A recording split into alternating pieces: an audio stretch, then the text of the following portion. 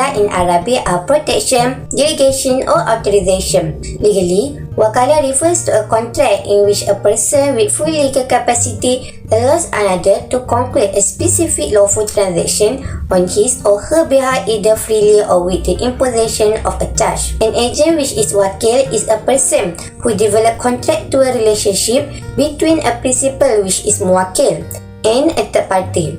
The primary function of an agency is to enable economic transaction between a principal and third parties when such transactions are obstructed by distance, number, or when the principal is unable or unwilling to participate directly.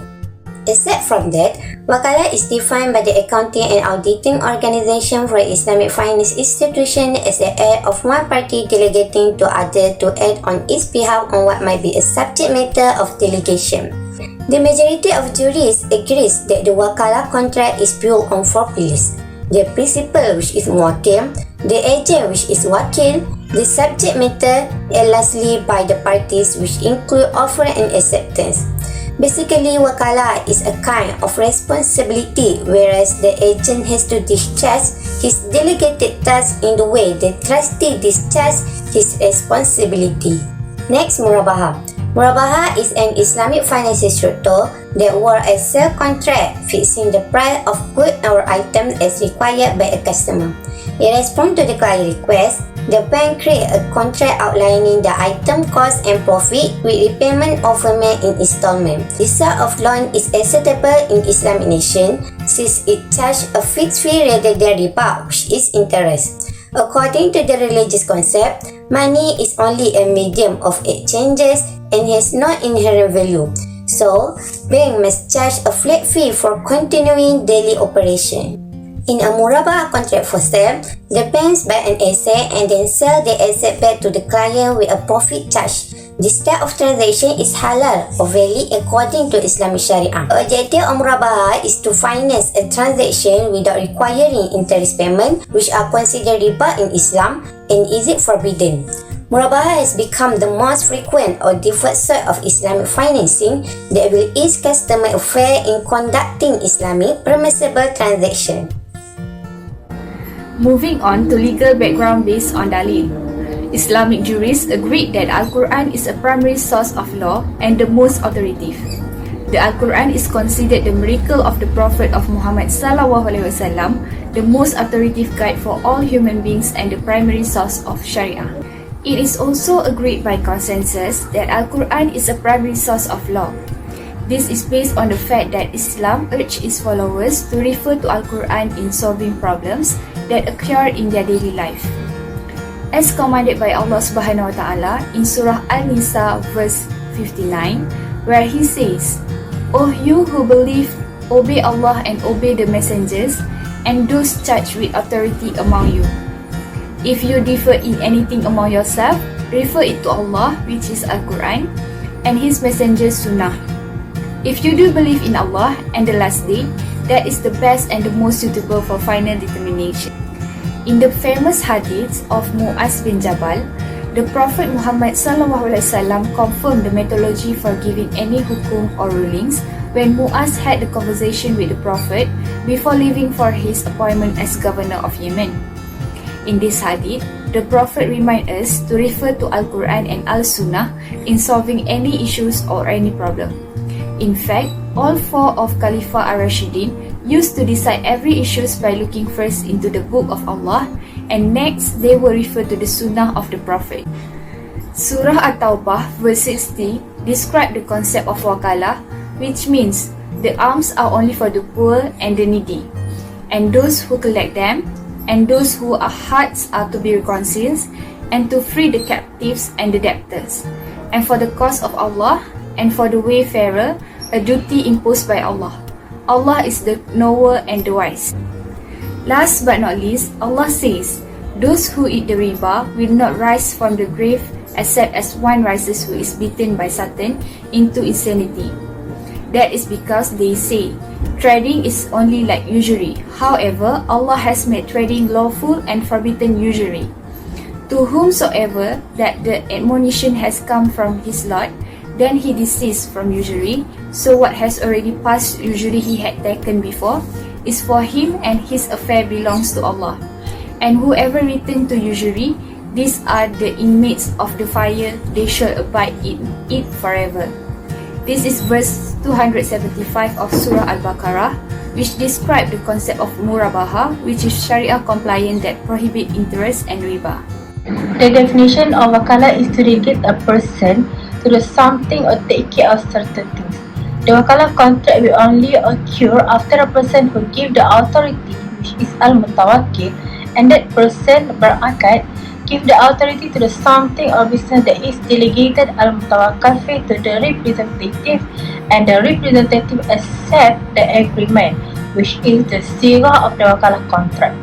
The concept of wakalah will continue until the time agreed by both parties, or it will be cancelled when the representative dies.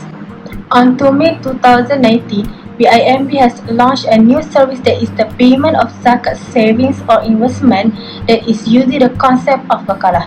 Starting from that date, BIMB has started the process of paying zakat on savings or investment on behalf of depositors. In providing Shariah compliant products, Bank Islam has collaborated with the zakat to help increase the collection of zakat savings. The objective of this study is to look at the mechanism that has been launched by BIMB to pay zakat on savings and investment on behalf of their depositors using the concept of wakalah between customers and bank. This study found that there is a comprehensive mechanism for the role of Bank Islam in acting as a representative in paying zakat on saving on behalf of customers. And for the process of payment of zakat saving by Bank Islam, after BIMB has received the application as a representative from the customer, the bank needs to check whether the customer agrees with the terms and conditions that have been set to meet the legal condition of the akad.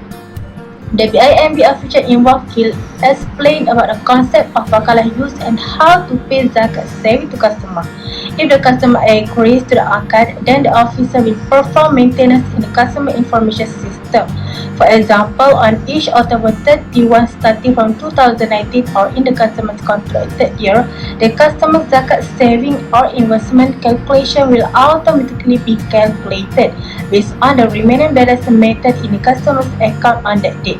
This calculation has been agreed upon by both parties between Bank Islam and the zakat institution, where the payment rate of zakat saving is in accordance with Islamic law, which is at the rate of 2.5% per year of the total savings or investment. Assalamualaikum, my name is LYDIA binti AZMAN and I will be presenting to you on the features and characteristics of murabaha concept. There are two characteristics as you can see on my left, and I will talk about the first characteristics and ending my presentation with the second characteristics. The first characteristics on murabaha concept is it is a doctrine of credit business transaction where the amount of purchases or debt is paid after the goods are sold to the final buyer. The bank would acquire the goods for its customers from the exporter, either from abroad or domestically. This is done by issuing a guarantee for payment instrument to the exporter, which is letter of credit. In this trade cycle, the bank has no management rights of whatsoever to determine how the goods should be disposed of, but only relying on its customers. The bank only benefits from the total capital invested in the said business venture, where it earns some profit margins. The customer, on the other hand, could purchase the inventories without having to pay for them upfront. The bank, however, is not liable and responsible on the loss if the business venture failed. In other words, in those events, failure or success, the customer is liable to honor the selling price to the bank on the agreed date.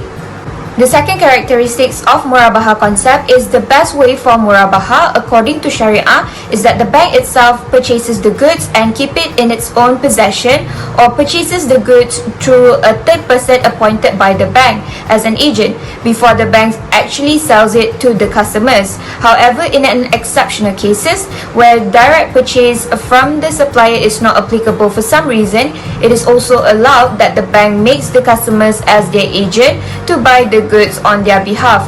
In this case, the customer first purchase the goods on behalf of the bank and take its possession as such.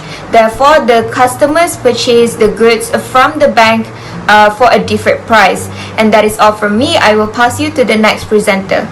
Now, I will continue the presentation with the current state of development and performance faced by the industry of Sharia-compliant commercial transactions.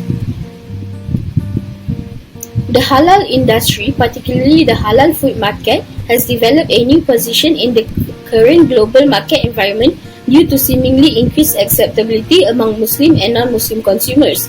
It has emerged as one of the fastest growing market categories with a presence in both developed and developing countries and is poised to become a competitive force in the global trade arena in the near future. Nevertheless, the halal industry should not be limited to only halal food production. Instead, the industry should explore employing halal commercial transactions by applying the application of wakalah and murabaha to other sectors as well, such as legal, financial and entrepreneurial, management, and economics for the entire well-being of the halal industry. There is a need to raise awareness among halal sector participants regarding the importance of Islamic practices in the halal interaction. According to Hassan Rabani and Shabab's 2021 research, the fundamental factor contributing to the separation of celebration from the other sectors can be due to the poor penetration of halal industry participants in other sectors. Other halal commercial transactions are more difficult to incorporate due to the lack of regulatory pressure on other sectors. Other than the correct integration of the halal business intended to promote customer trust in halal products and services, it also helps increase the market share for all sectors in the industry. Integrating all other areas of the halal business such as entrepreneurship, travel and transportation, pharmaceuticals and lifestyle with Sharia-compliant transaction will fulfill the core goal of Sharia and lead to the general expansion of the Islamic economic system. In addition, an ecosystem plays a critical role in identifying and establishing ways to resolve challenges such as economy, management, finance, entrepreneurship, and supply chain, among others. The penetration of a more inclusive and robust halal ecosystem will benefit the halal industry by directly increasing the performance of halal companies that perform halal commercial transactions. Thus, Islamic economists and entrepreneurs must contribute to educational awareness of halal practices. Lastly, preserve the good reputation. Finally, take care to keep the stellar reputation that have been built. Islamic finance process may look like that of traditional finance, but it's actually a more open and honest way to raise money. This encompasses our commitment to Islam and our religion as a Muslim in order to receive Allah's blessing in this life and the next. Both the Islamic banking and the halal food businesses are thriving over the world. According to MIFC, both play significant roles in the halal economic system. The result, however, reveal a growing distance between the two. This is because they have not yet been widely used and because the general public and businesses are unaware of their existence. The governance system is often the starting point of our integration initiative. This study makes an effort to combine both on all levels, including government or regulation bodies, corporations, and the general public. In order to take the halal economy to the next level and create more jobs, this is being done. Islamic law or Sharia principles in transaction provides a conceptual foundation to contemporary practice of Islamic financial institutions. The teachings of Islamic prohibit money with a stipulated increase against a specific time period. The discussed principles are also important to understand the transaction in accordance with Sharia. To conclude, the letter of credit of Bank Islam is accepted as Sharia compliant because they implement the concept of murabaha and wakalah. There is also dalil from Al-Quran that authorize the concept of murabaha and wakalah that very common in business and daily life. Islamic letter of credit also does not very different from its conventional one. They have the same content and there is no big difference between them. as one of the differences between the Islamic letter of credit and the conventional letter of credit is in technical point. The main idea in Islamic transactions, whether it is commercial or international, is to eliminate the element of riba in transactions, business and sales in accordance with Islamic teachings. Likewise, letter of credit also works on the same principles, which forbid any element of riba, interest and gharar, uncertainties. Furthermore, justice must be served on all parties participating in letter of credit transactions, whether commercial or international. As a result, although there are parallels between conventional and Islamic letter of credit, Islamic letter of credit cannot work in the same way as conventional letter of credit. They should differ in some ways, like mentioned earlier.